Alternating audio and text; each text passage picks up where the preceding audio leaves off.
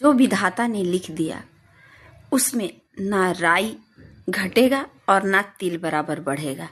इस पर एक सुंदर सी कहानी है। एक बार एक राजा के दरबार में एक पंडित जी कुल पुरोहित के रूप में उन्हें जगह प्रदान किया गया था और वो बहुत ही अच्छे ज्योतिष थे। ज्योतिष में अपनी ही भविष्य को उन्होंने देखा था कि उनकी मृत्यु एक मगरमच्छ के द्वारा होगा।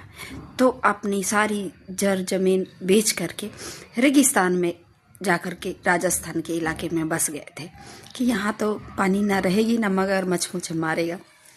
वहाँ का राजा कुल पुरोहित के रूप में उनको वहाँ पर जगह दे देता है, क्योंकि वो जिस दिन उनको कुल पुरोहित बनाता है उसी दिन उनके घर में बड़ी खुशखबरी होती है राजा के घर में। तो उनकी पदवी बहुत उच्च दर्जा का राजा देकर रखा रहता है। उनका एक पुत्र होता है जो 12 वर्ष की अवस्था को प्राप्त कर लेता है। तब कहता है कि मैं पिताजी कुंभ प्रयागराज नहाने के लिए जाऊंगा। इस पर राजा जो है कुल पुरोहित से परामर्श लेते हैं और कहते हैं आपको भी चलना होगा मंत्रों को उच्चारण इत्यादि करने के लिए।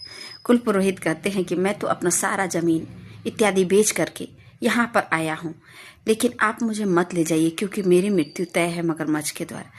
पर राजा कहते हैं मैं वहाँ सारा संगम के तट को छनवा दूंगा और ढेर सारे सिपाही लगा करके आपको सुरक्षित रखूंगा, ऐसा कहते हैं। लेकिन वो जान जाते हैं कि मैं कितना भी टालने की कोशिश कर रहा हूँ पर राजा मान नहीं रहा है, क्योंकि मेरी भाभी जो है प्रबल है। फिर वो राजा ले करके जाता है तो बोलते हैं कि मैं बाहर से ही मंत्र बोलूँगा, मैं अंदर गंगा में नहीं उतरूँगा।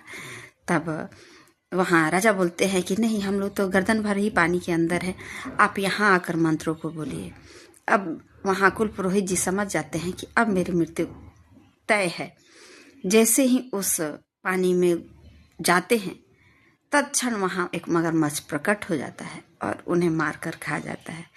तो ज्योतिष होने के बावजूद भी वो अपनी भावी प्रबलता को टालने की कोशिश की पर टाल ना सके। तो जो लिखा है भाग्य में वो तो मिलना तय ही है।